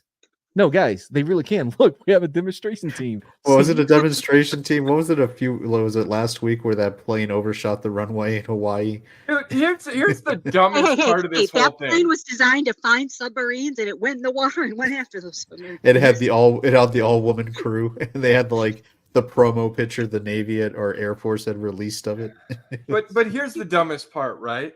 Like, there are already lots of female pilots in the military. many of which fly combat missions. They're acting like this is a special circumstance. Yep. Like, in all Also, honesty, 3 days should be enough time to find real pilots, men, to be able to come in and do this mission. Well, and here's the thing: if a woman was like that and was like I do not accept those orders, there would be other women pilots in that same room that'd be like, bitch, shut the fuck up. We're doing the mission. Like, did I miss why they had to send the female pilots in? We're like, because the missile's already in the air. They haven't explained. Maybe, you know what it is? Maybe they've got special anti-aircraft weaponry that tracks the Y chromosome, so they need to send the women in. I was wondering where you're going. I'm like, that's a lot of technology wasted. Like those missiles, they home in on Y chromosomes, so any man in a plane gets shot down immediately. Honestly, if they're flying anything more advanced than a propeller plane, it's a waste of technology and military access. Well, what they don't know is they're not flying the planes. Those are UAVs. There are men at the controls. It's like that movie Stealth. Yeah. There's a seat in there for women, and on the back it has a sticker, "Lady Driver." Missile incoming. Get us out of here, man. This seems way more dramatic than it should for one missile. This is the worst. In 3 days, you will attack North Keon. Missile incoming. Get us out of here, man. Get out there. Was that one woman yawning while they were screaming about a missile? I hope so. It looked like. Get us out of here, man. She was. Oh no. She was yawning. I don't think. I think she was like, "Oh my god." But it is a horribly edited trailer. What? Oh my god. No, that shouldn't even say call to duty. That should have said refuse the call. Who are you going to call? Not them. Well, I am excited to see that on Friday. We are definitely we're gonna review that on Friday. Can you not tell Shredda at all about what this movie is? So she don't tell her at all. She's got to go in blind. I this can't be right, dude. What? The picture for Call to Duty is legit. Hold on, let me share my screen because this is upsetting. Shit. Here we go. My wife is watching the show right now, so I bet she saw the trailer. Damn it. Thank you, Zax. I really appreciate it. If you have any more like that, send it my way. Send me a link. And thanks for sending the link to that song. I'll play it at the end here. Also send me a link to that dude's new video. The one that's I brought you in from the rein and back to the rein you go again. That guy. Send me his newest video. This movie was made in 2023. Holy shit. Yeah, Look at apparently the cover. it has an IMDb review score of a 2.2, but there's nothing in Rotten Tomatoes. Ooh, seems a little high.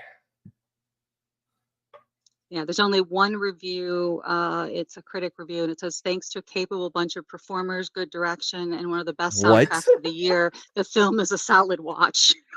What? 7.5 out of 10. The chances of enjoying this movie on a scale of 1 to 10 are a 4. So I can tell you right now, having not even watched the movie yet, that the acting was not good. No. And they usually try to put the best scenes in a trailer. This one a different way. Like, nah. We don't have any of those. We'll just do random shit. Proof that I wasn't lying or delirious. Oh my god. The best tracks and one of the best soundtracks of the year. Is it even available? Did this movie come out in like January 1st? And so it was the first soundtrack of the year? Hold on, that's from Film Threat. Isn't that Chris Gore's thing? Oh, that I don't know. Oh boy. According to IMDb, it came out in July of this year. This is fucking ridiculous. We're watching it. We're gonna absolutely. suffer through it.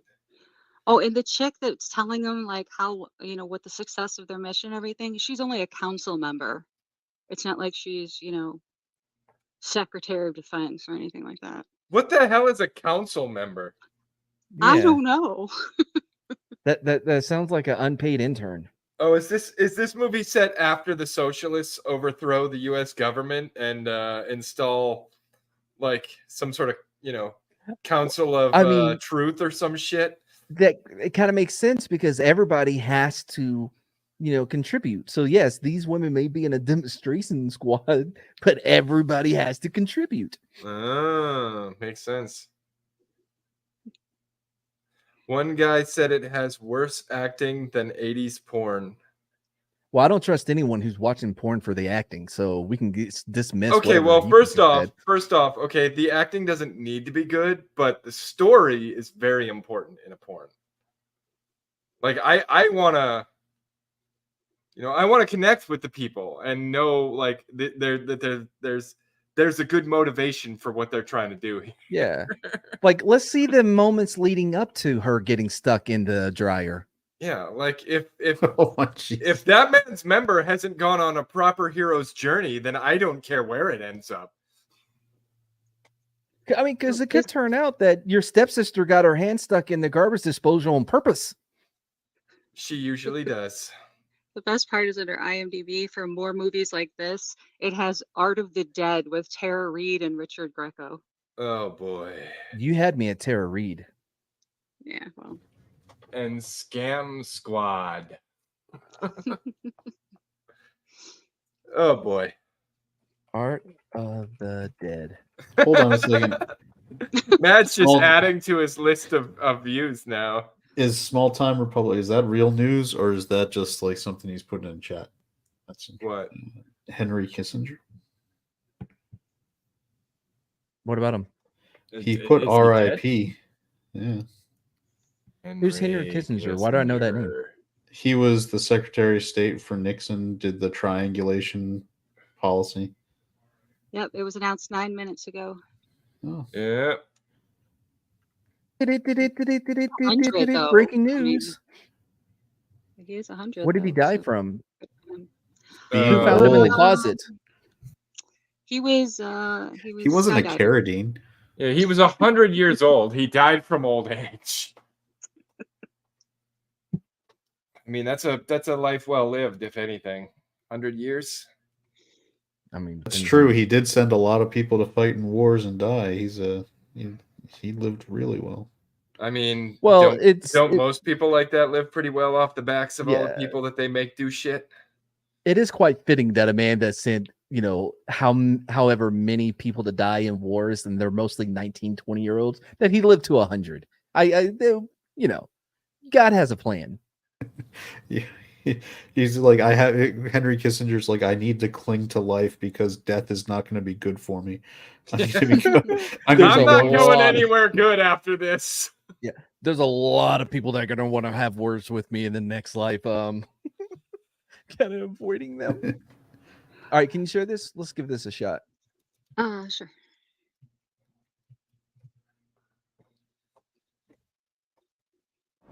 Richie, Elizabeth, come see what I got. What did he get? Ooh. By the way, Hunter Biden original. Are these trailers okay to be showed on? Are these trailers okay to be shown on YouTube or should? Yeah. Okay. Who the fuck would care about this trailer? We're pausing it enough. Hold on, is that's Tara Reid? And we're watching this trailer. Great. And they're going to Centaur Art Gallery. A stunning collection of these 7 masterpieces. Oh my god, those are like what was in cheap motels in the 1970s and blaxploitation films. They are not stunning but they represent masterpieces.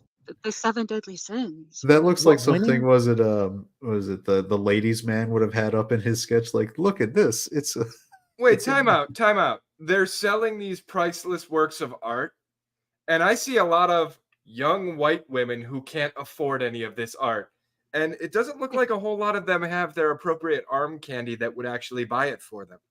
Because their arm candy is on hospice, and that's how they got the control of the credit card. Another thing, though, it can't be priceless because you're selling them. 2, I want her to say in all winning bids, the bidder gets a automatic get out of Gaza free card with every purchase. That's a good cut. That's a good bid. If you haven't heard, one of the people that were released just so happens to be the child of a chick that overspent on a Hunter Biden painting. Oh, who'd have thought? Yes, I know. Last year. There was like 3 people that would get this in the replay, and they're like, "Damn, that's a good joke, Matt." Do we have any other bidders? God damn, she looks bad. Did you see that they didn't put up the Christmas stockings this year? So instead of putting up a stocking for his illegitimate grandchild, they're just like, we're not putting stockings up for any of our grandchildren. You're going out of your way at that point. He's such a monster. He's not a Catholic, I'll tell you that. He may claim the religion, but he can fuck right off with that one. Well, I mean, I think there's an argument that can be made that the Pope's not very Catholic. No, he's not. And you're not going to catch me arguing with you on that one either, because he's not. Look, it's not a coincidence he's the first Jesuit to ever reach, the level of the Pope. I'm just saying. Well, if we survived Yahtzee Pope, we'll survive this one. Dude, here's the weird thing. She doesn't look old, but she does look ugly, which is weird because she used to look really good. Well, it is for a good The sad part for Tara Reid is that's the better look she's had for the last few for a while. Yeah, it looks like somebody's fixed some of the bad surgery she had. And sold to the Wilsons. 7 paintings. Wow, 7 way to sins, take bids. all represented Jesus. by Anna. I've tracked these paintings for years, and every owner that has had them in his or her possession has disappeared or worse. If thy eye Disappeared or worse. offends thee, What Oh, the fuck? Jesus, you no, have to give me the Wilsons' no. address where those paintings were sent. And you need to leave my gallery before I call the cops. Call the police and I'll tell them you're responsible for what happened to Marie Trenton last night. What happened to Marie Trenton last night? What is that guy drinking? Water? Just looks like water. It looks like fentanyl to me. I think it's a play on what happened in Constantine. You know, the big guy that couldn't drink anything because no liquid come out of the bottle. That scene was amazing. Yeah, really. That movie is so fucking good. I love Constantine. Well, It was underrated. It was really underrated. Absolutely.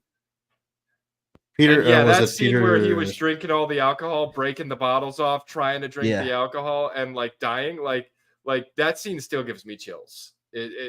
It's just gut wrenching. It was. I loved when was it Peter Stormare playing the devil when he was coming up to collect Keanu. I got a whole he's so theme good. park I've built just for you. I just love the realization. He's like, I didn't think you'd make the same mistake. Wait a second. Yep. I love Why his am I little here? speech about manufacturing there. He's like, oh, what does it matter? Hell's, made in Taiwan, in China. They're all made in China or whatever, and That he was gets mad Armageddon. because- That was Armageddon. Yeah. Yeah. Well, then it was this movie when he was like, okay, I guess I'll volunteer. I'm not gonna go back to my country. It's the only one that didn't volunteer. That was also Armageddon. That was also Armageddon. Or when he said, I'm the only certified Satan here. You're killing me That's all I right now. remember.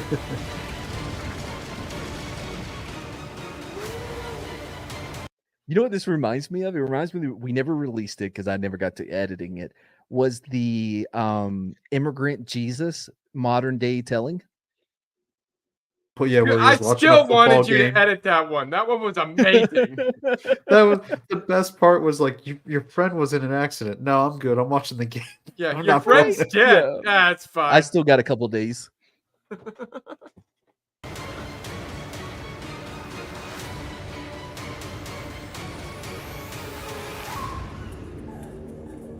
Dude, was that Professor Snape?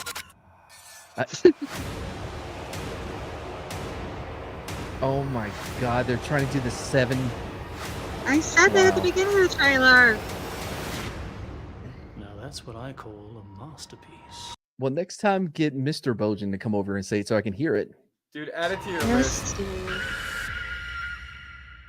All right, well, that's being added to the list. Yeah, that doesn't look as good as the other one, but No, it doesn't. But I think there may still be. there's potential there. There's plenty of potential. Yeah. Maybe we release that with the Jesus movie that you never edited before. Hold on, this was made in association with Slaughtercore Presentations. Of course. It just sounds about right. What? You know, one thing in its favor though is it's on YouTube for free. So Slaughtercore needs to reach out to Neil Breen because I feel like they could make great things together. Dude, don't you ever bring Neil Breen down to the level of Slaughtercore again. I was about to say it's odd seeing trailers for movies who I am almost 100% certain are worse than Neil Breen movies. Okay, that's a bold prediction. I stand by it. We're gonna remember Slender. Remember this on the tape so that when we watch this one at the end, when we're doing our ratings, we can come back to Matt on that. You haven't even seen his latest movie, which is bananas. It's my favorite. It's his worst available movie, but my digital yet? favorite. Not yet. Oh, I was about to look that up. I mean, how long of a theatrical run can Neil commit to before he needs to? I don't put that know, stuff man. On digital. I mean, he can still have all these screenings and stuff. 1 or 2 a day or whatever. He's missing a gold mine here. Put that stuff on iTunes and Amazon and all the other digital platforms. Dude, he doesn't need to. I think the exclusivity of the limited release is working in his favor because absolutely he has this weird cult following of people who love those movies. And they show up with their shirts on and all kinds of things. Yeah. He's making money off of that shit. And that's the part that baffles me the most. All right. We'll end on this, though, because this is important. If you can share my screen. Oh, okay. It disappeared. This is Neil Breen. It's November 2023. I wanted to give you all an update on my new feature film, Cade, The Tortured Crossing. It's been a pretty interesting past few months for me. I love how he was like, nah, I'm not turning off the AC. In the film. The film has gotten a few film festival awards. It was given the Best Fantasy Feature Film Award by the very prestigious Los Angeles-based Real Independent Film Festival. 2 days ago, there's so much. It gives so much credibility when you have to put in the title of your event. It's real. This is a real thing. Dude, he replaced the mirror he broke, and he's in that same room. The Cannes Film Festival, Cannes Continental Film Festival in France, contacted me and said that my film was selected as a semi-finalist in their film festival. There's no way Khan called him and said, Neil, we got some good news for you. You've been selected alongside these other movies. So good for you, Neil. The Cannes Film Festivals where they premiere like $100 million, like Indiana Jones premiered there. I mean, and there's like, hold on, Neil Breen, your movie's so amazing. We need to have it. But if anybody asks us if you were nominated, we will deny it. This message will self-destruct. We also won the Super Houston, Texas official Best Movies Film Festival. That one is a super secret film festival that doesn't even have a website or a festival, but we won it. So trust me, it's good. And don't look in the credits and like try to come to a conclusion that I own that film festival because I don't. I didn't just. I mean, just buy the rights to it yesterday. It's not like this is the kind of guy who would put fake business names in the credits of his movie. No, yes, he would never do that. No, but he immediately admits it when he does it. Award. The Los Angeles Real Independent Film Festival ran a survey of their entire festival, and Cade, The Tortured Crossing, was awarded the People's Choice Award. The Swiss International Film Festival also selected Cade as an official selection. Oh man. The London-based He's starting to kind of lose his edge, isn't he? He's getting a little old. Festival chose like he's having Cade, trouble the with Torture this. Crossing as a Korea, Sweden. He'd still be a better president than Joe Standing Biden. ovations, great Yeah. reviews, packed houses, and it's just been a terrific experience. So that's been 153. I think he may be tired though, because he's having to go to Switzerland, to France, to LA, to London for all these different film festivals. Yeah. Okay, I'll give you that. I am going to shut down the theatrical release of the film in the end of December. I will put the film up for sale in early January of 2024. I will there's your put answer. the film on my normal digital platforms. So I gotta wait till January to watch this? At the end of 2024. Those platforms, as usual, are Amazon. Yeah, all right. Wow. Okay. Well, I think we get it. So what was it? January? January 2024. Well, that's not too far off. It's too Oh wait, long to no, wait sorry, for the it's next Neil January. Breen movie. What's wrong with January? I keep looking for it, man. I keep an eye out. We got another month and some change. Got about another month, yeah, before we can have that great viewing experience.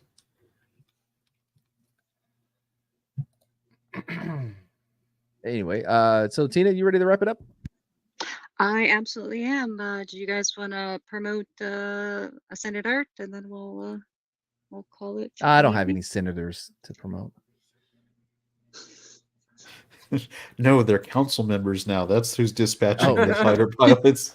Yeah, and you sit on the sub-council of the Ascendant Art podcast, Matt. Oh, yeah. Provided Matt remembers when the show actually airs. Yeah, and doesn't hit us up on Saturday morning and be like, yeah, guys, I'm ready when we start. And it's like, we did the show last night, asshole.